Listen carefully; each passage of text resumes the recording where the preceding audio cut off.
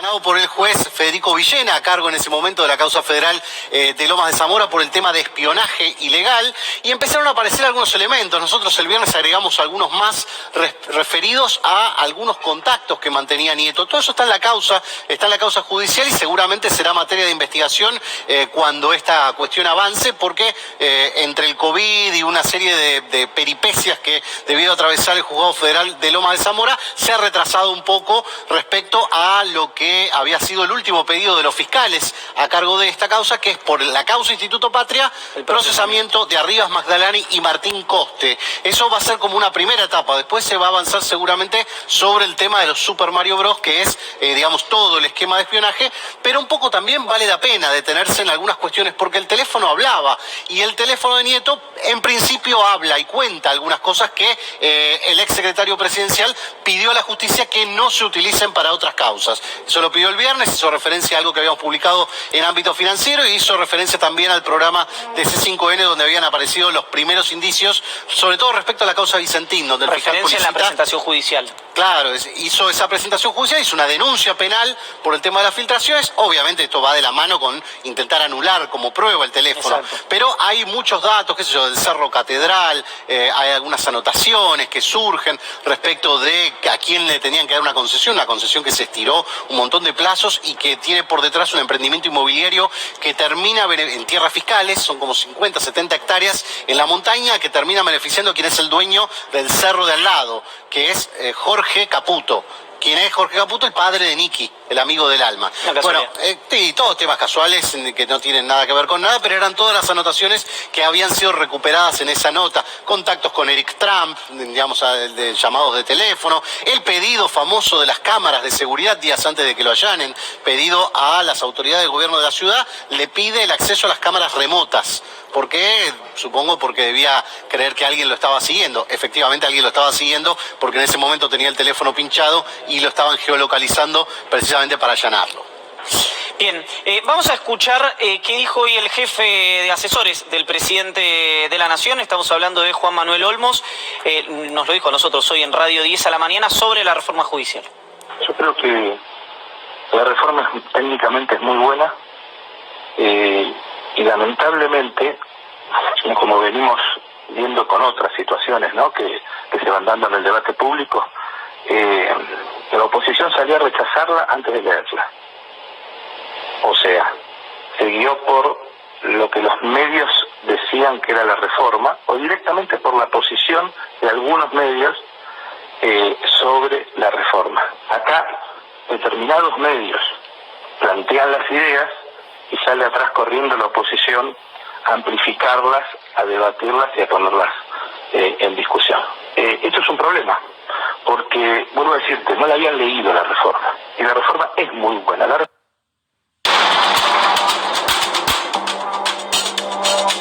Esto decía el jefe de asesores del presidente Juan Manuel Olmos sobre la reforma. En instante lo vamos a estar hablando con Marcela Lozardo, la ministra de Justicia. Pero acá vos lo que traes es la letra fina de la reforma. El detalle, digo, tratemos de obviar la discusión más bizarra, que es obviamente la que se lleva la marca, el comité asesor que va a ampliar la corte para lograr la impunidad de Cristina Kirchner. Bueno, esa construcción, digamos, que motivó en parte lo que decía Olmos, que creo que es la primera vez que sale públicamente a defender un proyecto enviado por el gobierno, pero que tiene mucho que ver con el tema judicial, pero digamos, esa discusión es la que motiva el comunicado de la oposición antes siquiera de leer el texto. Sí, son dos cosas distintas, ¿no? La reforma y el comité. La reforma y el comité forman parte de lo mismo, la misma iniciativa, vamos a decir. Sí, críticas hay por los distintos lugares. Nosotros nos centramos en algunos de los aspectos, algunos descriptivos de cómo va a ser o cómo es la idea que tiene el gobierno del nuevo fuero federal, y matizando con algunas de las cosas que hemos recogido, porque sí es cierto que en el ambiente judicial, digamos, no hay como un entusiasmo vívido sobre esta iniciativa, respecto a lo cual dicen que jamás fueron consultados. Te lo dicen en la Corte, te lo dicen en el Fuero Federal, digamos que como que eso es la principal foco de molestia sobre algunas cuestiones. A ver, ¿qué es lo que se plantea el gobierno en este escenario? Un nuevo fuero penal federal, que como nosotros contamos ya hace mucho tiempo, una de las fórmulas que se barajaba era la fusión entre Comodoro Pi y el fuero penal económico. Eso incluye la subdivisión de las 2 secretarías que hoy tiene cada juzgado, de manera que quedaría un juez con una secretaría y obviamente con las causas en trámite que tiene actualmente, pero multiplicaría de 23 a 46 los juzgados. Hay una unificación de cámaras entre penal económico y Comodoro Pi que dejaría una sola cámara de 4 salas. Y también los tribunales orales que hoy más o menos están 8 y 4, 5, eso es más o menos el promedio de tribunales orales federales que empezarían a tener competencia en todo lo referido a la materia federal en la capital federal. ¿Cómo se van a definir las subrogancias? ¿Cómo van a ser ocupados en principio los 23 nuevos juzgados? Bueno, a partir de un sistema en el que la casación ordinaria, es decir, de la ciudad de Buenos Aires, la justicia nacional, es la que se va a encargar de enviar, digamos, de presentarse, hacia allí van a tener que presentarse, y después el Consejo de la Magistratura va a intervenir, el Poder Ejecutivo va a elegir... Detenete, Consejo 2/3.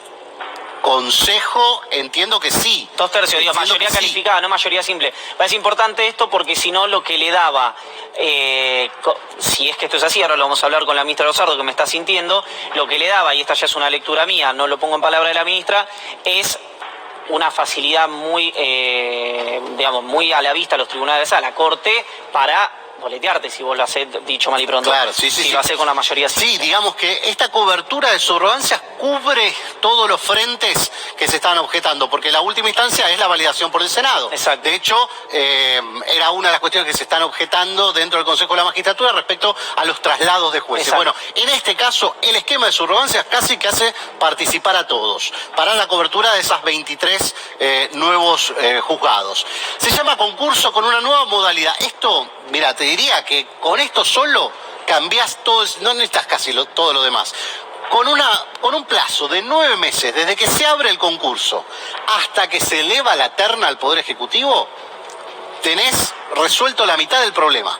La mitad del problema de vacantes, de cobertura, de subrogancias, es, digamos, un dominó positivo el que te puede generar una elección de concursantes respecto de plazos estipulados y fijos. ¿Por qué? Porque la política dentro del Consejo siempre complica todo. Siempre complica todo en cuanto a lo que es el toma y daca, concursos que duran 2, 3 años, gente que impugna, gente que lo vuelve eternos, concursos sobre todo para lugares esenciales y estratégicos. Vamos adelante a ver otra de las cuestiones que están en juego en esta reforma.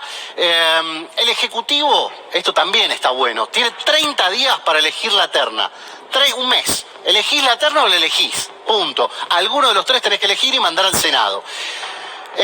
A ver, de los nuevos cargos que se generan... ¿Cuando decís el Ejecutivo es el presidente?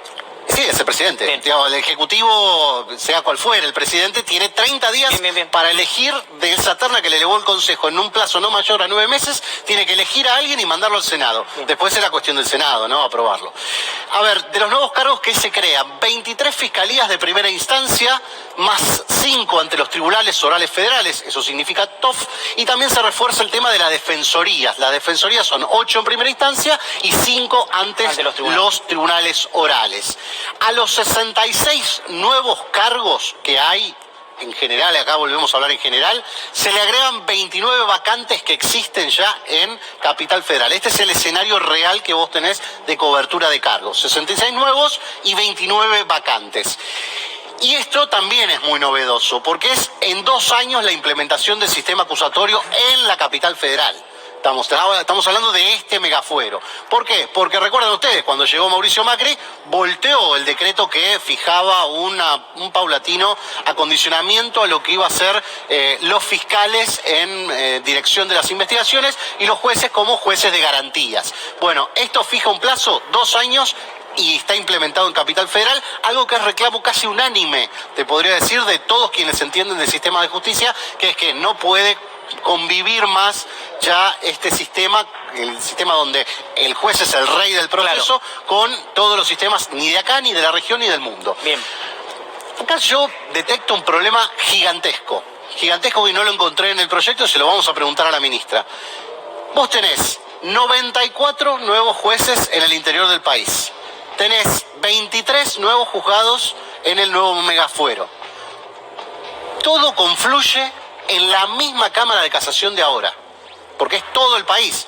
La Cámara de La misma Casación Casación Federal claro. tiene competencia en todo el país. Ahora queda exactamente igual. Vos lo 4 decís, salas de 3 es que le miembros cada uno. llegan de más, digamos, va a absorber muchísimo más expedientes, Es que casos de los que imagínate lo que es el interior del país, imagínate lo que es ya los 23 nuevos jueces juzgados.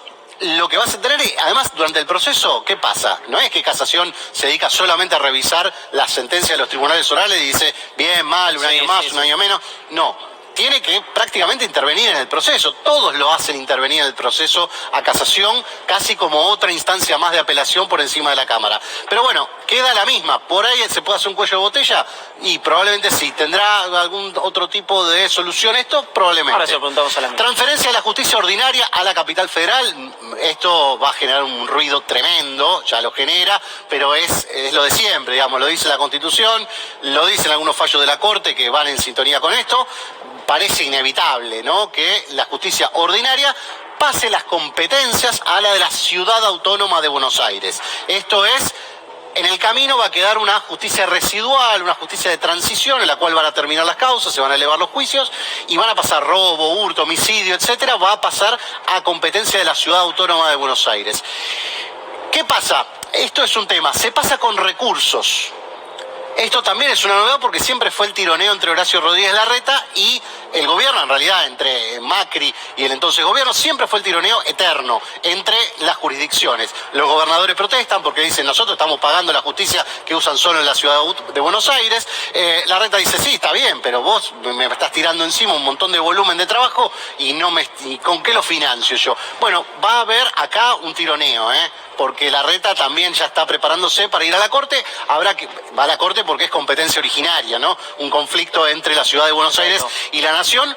Habrá que ver cómo se ponen finitos los números. Hasta ahora, de todas las comisiones de transferencia, de traspaso, no se han puesto de acuerdo con los números y tampoco con las equiparaciones entre lo que gana un juez de la Ciudad de Buenos Aires, lo que gana un juez nacional. Bueno, son cuestiones a discutir y también se mete lo gremial, también se mete la Asociación de Magistrados. Es un tema. Bueno, en algún momento pasó, no lo homologo, pero pasó con la policía y terminaron resolviéndolo. Sí, es más fácil, ¿no? Hay un verticalismo. Más castrense, sí. La unificación del contencioso administrativo federal más el civil y comercial federal. Esto te diría que es de lo más novedoso, técnicamente muy factible, porque es más, siempre hay conflictos de competencia, qué es de uno, qué es de otro. Ahora, uno diría, políticamente no sé si era el momento. Nunca se sabe cuándo es el momento, claro. Pero políticamente no se sabe. Si esto en realidad va a posicionar mejor al gobierno en cuanto a los planteos que tiene que hacer y que le tienen que validar en la justicia de lo contencioso, que son relevantes, y si era oportunidad, mérito y conveniencia, como decimos siempre. A ver, el interior, se divide en los multifueros, esto es los jueces que hacen de todo un poco en las cabeceras generalmente o en los juzgados federales en el interior del país. Siempre hablamos de justicia federal. 94 juzgados adicionales a los que ya están. Se divide la competencia electoral, es decir, queda un juzgado con cabecera electoral en cada uno de los distritos. Generalmente era electoral penal, se divide el penal queda por afuera. ¿Qué dice el gobierno? Fortalecemos el combate contra el narcotráfico y tomamos un proyecto que venía de él, Justicia 2020, y después también había sido tomado con anterioridad esta idea de separar las competencias y no que el juez hace de todo un poco. Claro. Todo termina en casación igual. Interior, 85 fiscalías más y 23 defensorías. Acá sí se ve un poco más el tema de adaptarse al sistema acusatorio, porque algunos te dicen, pero crear más juzgados va en contra del sistema acusatorio. ¿Para qué necesito más jueces? Necesito más fiscales, más estructura de Ministerio Público.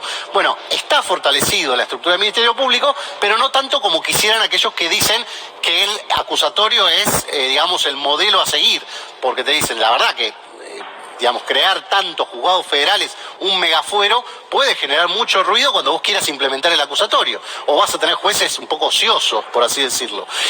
A ver, la conclusión que sacamos nosotros. Obviamente esto va a requerir financiamiento extra porque, el sistema judicial atraviesa un estado de crisis que es edilicio, es de emergencia de pago de salario, todavía no se terminaron de pagar los aguinaldos. Corregime si estoy diciendo algo mal, pero hubo casos, en Comodoro Pi me parece, pero debe haber sido en todos los tribunales del país, que por la acumulación de papeles durante mucho tiempo generaron, no soy médico, digamos, pero cuestiones generado un caso de tuberculosis dentro de los tribunales. Recuerdo haberlo escuchado, alguien me lo contó. Yo escuché eso, pero por otro tipo de situaciones, que era precisamente el grado de cercanía, de hacinamiento que generaba tener indagatorias con detenidos que eran portadores de esa enfermedad, okay, a partir de traslados o de cuestiones, cuando hablamos de la pandemia. Mirá de lo que estamos hablando. Claro, cuando hablamos de la pandemia, en realidad, sí, hoy en muchos lugares tenés ventanas abiertas de par en par y es una congeladora. Claro. Los tribunales, precisamente porque no tienen espacio físico para mantener la distancia social. Reglas de actuación para jueces. Esto está bueno. Yo te diría que es como un poquito anecdótico, pero hoy lo es planteó interesante. particularmente Olmos en la entrevista que le hicimos a la mañana. Claro, es que a partir de esto ya nadie va a poder decir, no, me apretaron, pero no sabía, pero la verdad es que me vinieron a visitar y no correspondía. Para eso sirve. Para eso sirve, pero no sé, van a tener que los jueces adaptarse a esta cuestión que es prácticamente de sentido común. Bueno, cuando Olmos me decía hoy, bueno, los jueces no van a poder dejarse presionar ni por políticos ni por los poderes económicos, van a tener que denunciar si sufren esas presiones. Yo lo que pensaba, la verdad, francamente, sin haber leído el fino de las reglas de actuación para jueces es, esto no debería ocurrir ahora. También, digamos que si a vos te presionan como juez, lo tenés que denunciar. Claro. Bueno, pero lo que vos me estás diciendo me cierra más. Es decir, vos después no vas a poder decir, me presionaron. Y no. Como algunos lo usan hoy. Y claro, tenés que decirlo en el momento, pero Claro, todos tendrían que haberlo dicho en el momento. Claro. De hecho, muchos lo dijeron en el momento y terminaron afuera. Exacto. ¿No? Bueno, a ver, consejo consultivo, se lleva la marca, 11 notables, ya lo sabemos todo, quizás fue lo más ventilado en lo público, 90 días para 5 temas esenciales. Pero me quiero detener en eso, porque ya todo el mundo sabe el asunto de la Corte, hay idas y vueltas respecto a qué puede pasar, ampliación, salas, otro tribunal.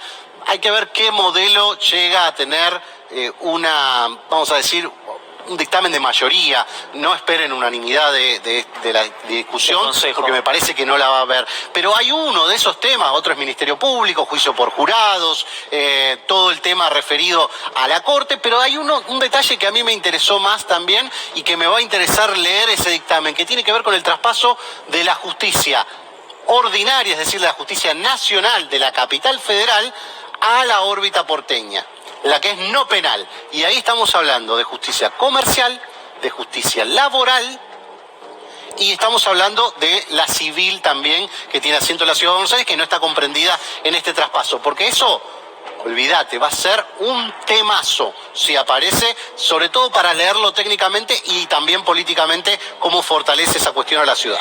Gracias, Gaby. Me voy ya a hablar con la ministra Marcela Lozardo, que nos está esperando muy gentilmente, escuchando con atención. ¿Cómo le va, ministra? Buenas noches. Hola, ¿qué tal? Gracias ¿Cómo por está? haber venido. No, al Estamos contrario, respetando los 2 metros gracias. de distancia, por si no dura más de 15 minutos, no tenemos que aislar de esto. Sí. ¿Cómo está usted? Ministra, bien, finalmente llegó. Bueno, finalmente llegó esta reforma, ¿no? Sí. Como suelo decir, es una reforma muy esperada. Es una reforma que viene a cumplir lo que el presidente dijo en su campaña.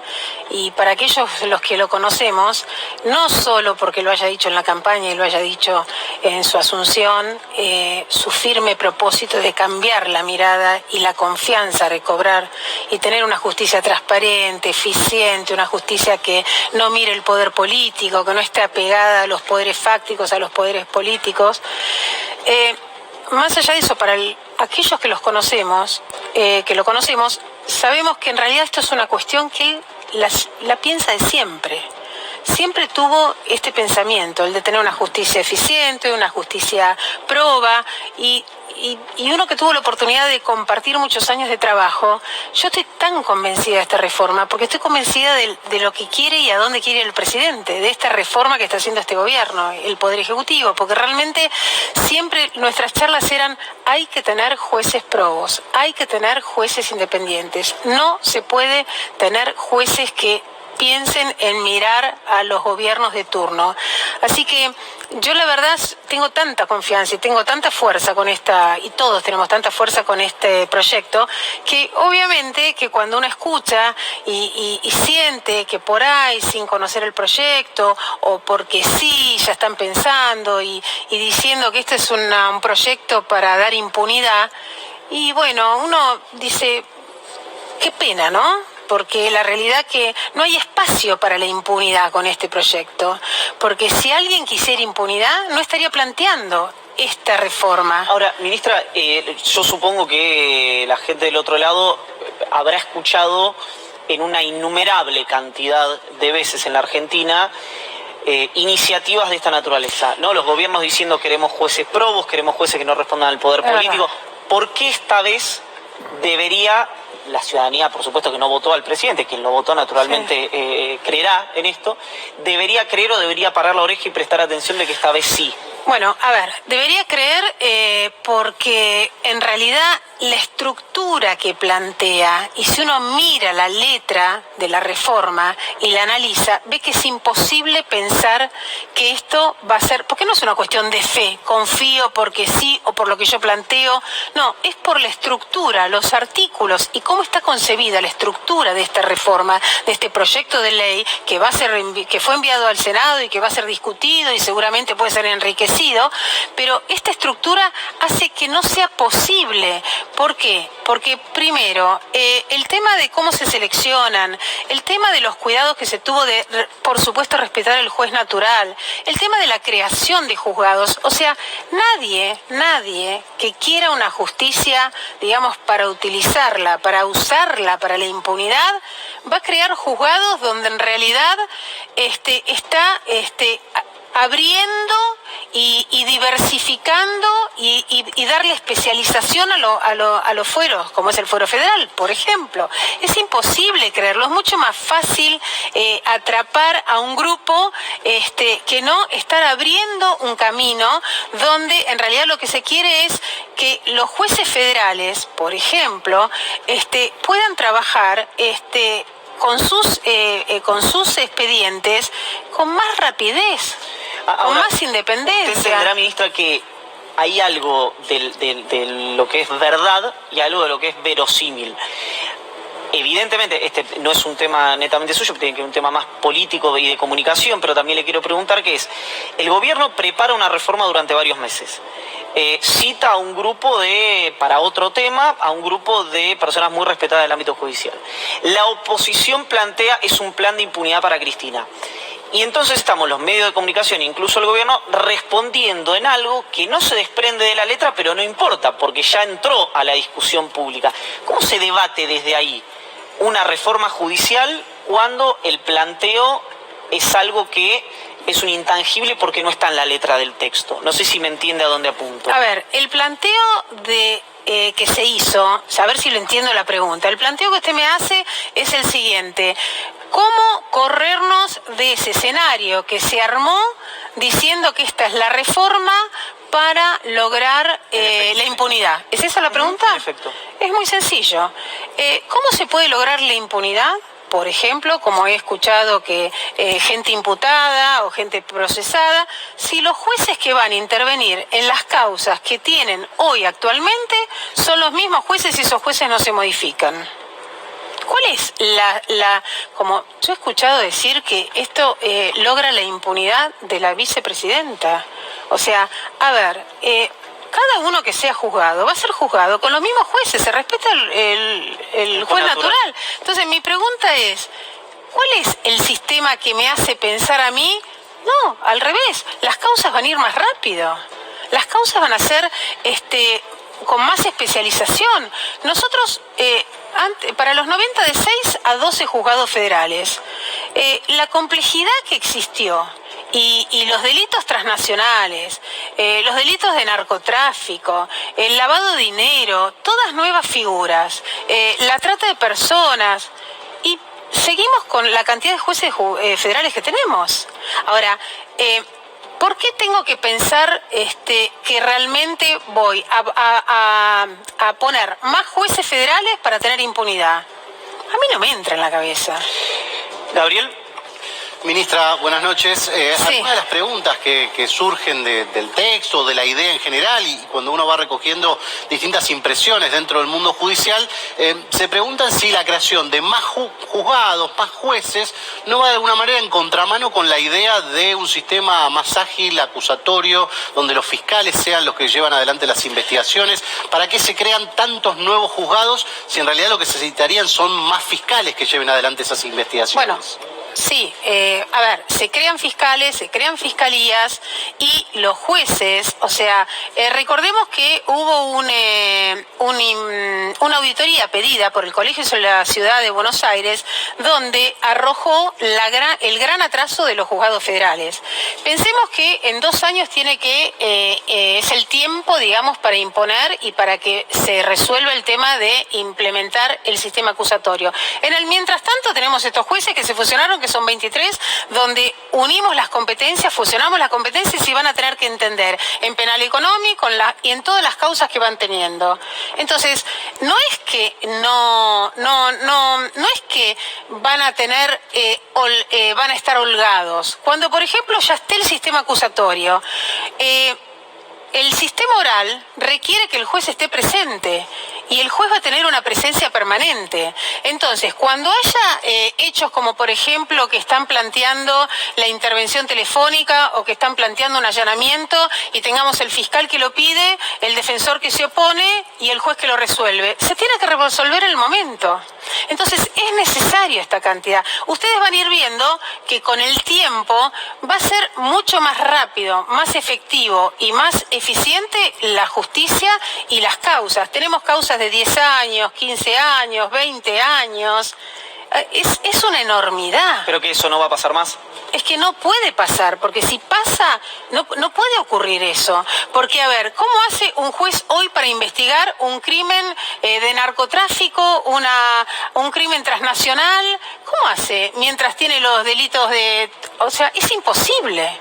Entonces, fusionar la justicia federal, que tiene que ver obviamente con el acusatorio, crear esos jueces, 23 cargos más, significa que cada uno, es más, se va a rendir mucho más cada uno de ellos y va a ser más rápido. Esto es como una inversión que se hace. Ministra, ¿por qué ha habido, o cómo ha recibido el gobierno, los por qué los hemos leído en realidad, críticas de la oposición? Está claro, digamos, hay un juego político en eso, legítimo uno supone, pero de representantes de la justicia de diferentes vertientes ideológicas, académicas, profesionales, diciendo, algunos incluso dijeron, es necesaria la reforma, no es este el camino, o es un camino adecuado, creo que Sí, no es el momento. O no es el momento, también han dicho otros. Sí, yo escuché las inconsultas. Sí, en cuanto a que no es el momento, yo he escuchado también algunos de la oposición o otros referentes que han planteado decir, bueno, ¿por qué en este momento la pandemia? ¿Por qué en este momento la reforma? Cuando en realidad hay cuestiones que tienen que ver con la seguridad, hay cuestiones que tienen que ver con la economía, por ejemplo. Y la realidad, cuando yo leía eso, digo, hay algo que la gente no entiende. Porque no es un planteo lógico ese. Porque, a ver, esta reforma fue planteada, o sea, fue pensada obviamente con el inicio del gobierno. Obviamente la pandemia y la situación hizo que la agenda de trabajo y la agenda pública se viera afectada. Ahora bien, ya está funcionando el Senado, está funcionando la Cámara de Diputados, ya es momento para presentarla. Y pregunto, ¿qué es lo que yo pregunto? Y esto no hace falta ser ni abogado, ni conocer de reformas. Cuando decimos que es más importante la economía o que es más importante la seguridad, combatir el crimen organizado, combatir el narcotráfico, ¿no tiene un impacto en la economía? ¿No tiene un impacto en la seguridad, las víctimas de trata, la cadena de trata, el lavado de dinero? ¿No es dinero que se está yendo?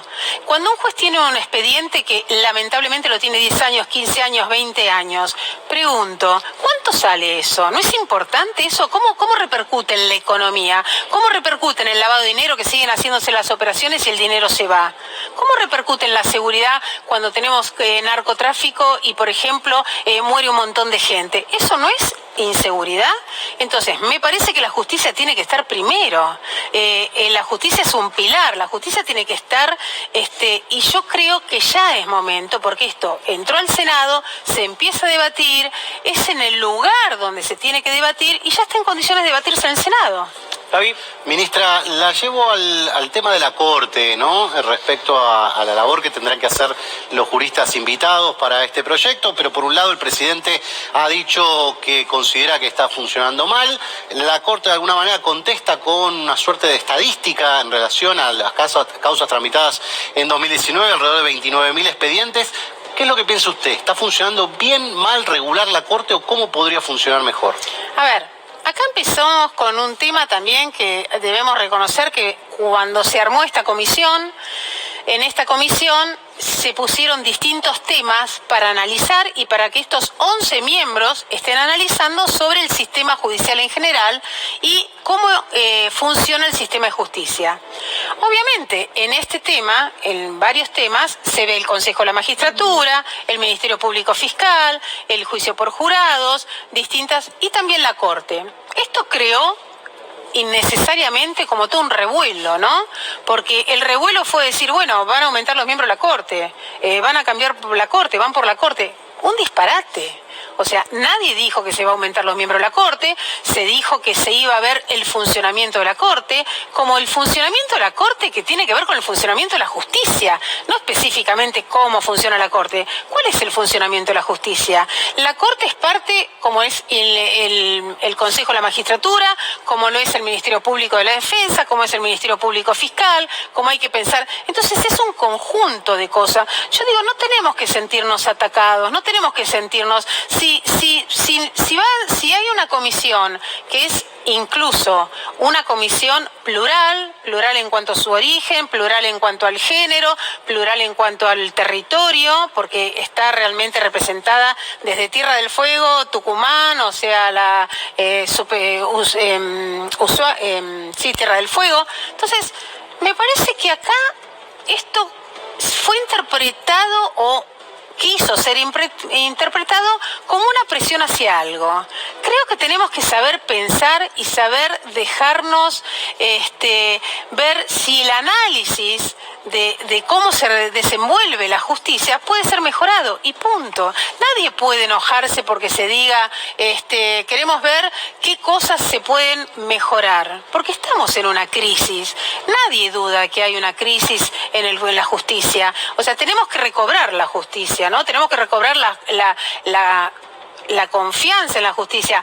Y ojo, estamos llenos de jueces probos y estamos llenos de jueces que son excelentes. Ahora, tenemos que sentir que todos los ciudadanos sienten que la justicia les llega en tiempo, en forma, en el momento, que resuelven sus conflictos, y esto es lo que se plantea. Por eso el presidente, que ustedes saben que es muy conocedor del derecho, muy conocedor del ejercicio de la profesión, muy conocedor de lo que es lo académico y en derecho penal sobre todo, realmente lo que pensó es con su humildad decir, bueno, voy a convocar una comisión para que me asesore y sí, eso no es vinculante, o sea, para nada es vinculante. No es que lo que diga la comisión es lo que va a hacer, o la comisión está dirigida a tanto. Tal es así que es muy diversa. Por lo tanto, sí. Buenas noches, ministra. Hola. La Argentina tiene desde hace más de 15 años ya un sistema de selección de jueces que es transparente, que es confiable, que es aceptable. El sistema de selección de jueces desde hace más de 15 años. Pero algo que le está faltando a ese sistema es agilidad. Al día de hoy hay muchas vacantes por ser llenadas y si esta reforma se aprueba va a ser necesario que sea todavía más ágil aún. ¿Hay algo que pueda hacer el Poder Ejecutivo para justamente agilizar el sistema de selección y de nombramiento de jueces? Bueno, sí, el Poder Ejecutivo justamente se refiere a que retiramos los pliegos y ahora vamos a enviar los pliegos que están en el Poder Ejecutivo, y en el Consejo de la Magistratura, que es verdad que es un órgano que yo fui vocal del Consejo de la Magistratura, fui representante del Consejo de la Magistratura por el Poder Ejecutivo y sabemos lo que demoran los procesos. Por eso es que es otro de los instituciones que hay que evaluar con razonabilidad, darle más transparencia. Se está planteando, por ejemplo, desde la reforma que la selección y los exámenes sean orales, sean públicos, sean filmados, que salgamos de esa oscuridad, que conozcamos muy bien cómo son los sorteos, cómo son los jurados, que abramos a la sociedad también cómo se va eligiendo y cómo se va seleccionando los jueces. Eso también está dentro de esta reforma porque nos parece importante, más allá de que se evaluarán otras cuestiones que puedan ser mejoradas. Cuando yo tuve la oportunidad de trabajar en el Consejo de la Magistratura, también en mi calidad de consejera notaba mucha lentitud en los procesos, concursos que llevaban años, concursos que a veces no se definían y hubo un concurso, me acuerdo, en la Cámara que estuvo 6 años. O sea, en la vida de la gente, 6 años, no sabe si termina en un juzgado federal de Jujuy o si termina en un juzgado de la ciudad. Su vida cambia, no se puede llevar concursos de tantos años, de 3 años. Entonces, todas esas cosas también se tienen que rever. Digamos que este proyecto de ley plantea una reforma, pero hay un montón de cosas que rodean también a este proyecto de ley. Por eso es tan importante también evaluar qué pasa con el Consejo de la Magistratura, qué es lo que pasa por qué no está el juicio por jurados, el sistema acusatorio. Entonces, no podemos separar, ver el Ministerio Público, qué es lo que requiere el Ministerio Público, el Ministerio de la Defensa, cómo se compone, Entonces, todo tiene que ser analizado y me parece que tiene que ser una pieza en conjunto. Esto es un principio, esto es un proyecto de ley que nos parece que va a cambiar mucho, que va a acelerar los tiempos, que va a dar mucha transparencia, que se va a salir de esa oscuridad donde se limita el propio gobierno de un montón de facultades, y esto es una garantía, como decíamos recién. ¿Por qué podemos pensar? Porque es una autolimitación también, de alguna manera. Gaby, ministra, yendo aparte de lo que es el reclamo, de lo que mucha gente ha visto sobre todo en los últimos 4 años, pero lo que se indica como el lawfare, ¿qué anticuerpos tiene esta reforma o lo que planean hacia adelante precisamente para no cometer los mismos errores que del pasado o no permitir que los jueces cometan ese tipo de atropellos en relación a diversas causas judiciales que hoy se reportan como por lo menos amañadas o por lo menos con un mal trabajo por parte de algunos jueces y fiscales? ¿Cuál es el anticuerpo que tiene esta reforma para no multiplicar lo que se ha denominado lawfare? Bueno, el anticuerpo que tiene principalmente es en la letra que usted estaba describiendo, realmente cómo se van componiendo, cómo se va formando, cómo se va diversificando, cómo se va en realidad en vez de concentrando el poder, no se concentra el poder en manos de unos pocos jueces, sino que al contrario se abre, y por lo tanto, en cuanto a la independencia judicial, estamos cansados de escuchar, o por lo menos uno que estuvo siempre en el tema judicial, de seminarios de independencia judicial, los jueces son independientes, la intangibilidad de los sueldos, y realmente la independencia judicial estamos cansados de escucharla. ¿Qué es lo que tenemos que hacerla? Ejercerla. Hay que ejercer la independencia judicial. Y con todo este sistema, digamos, de modificación en cuanto a que los exámenes van a ser públicos, en cuanto que van a ser filmados, en cuanto que va a haber más amplitud y van a ser públicos y abiertos, esto también es muy importante, porque es muy importante cómo se llenen esas vacantes. La reforma es una parte, pero también el Consejo de la Magistratura. Es tan importante la selección de los jueces, porque el día que se sienta un juez, esa es la seguridad que tenemos que tener, que es un juez probo, que es un juez honesto, que realmente no es un juez que entró porque tiene un amigo en el poder, y eso es lo que hay que cambiar. Eso es lo que se va a cambiar. Ministra, gracias por haber venido. No, al contrario, gracias a ustedes. Marcela Lozardo, ministra de Justicia, y volvemos a compartir con ustedes hoy un pasaje del reportaje con el jefe de asesores del presidente, Juan Manuel Olmos, en este caso sobre el arco narrativo de la compañía Vicentín.